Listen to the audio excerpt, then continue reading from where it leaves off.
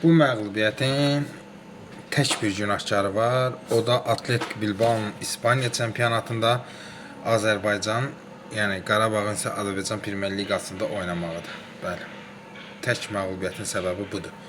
Uşaqları təbrik edirəm. Həqiqətən də bu möhtəşəm səhnədir. İspaniyada, San Siro'da Qarabağın bugünkü günü məğlub olmağına üzülməyimiz həqiqətən də fəxr edicidir bizlərə.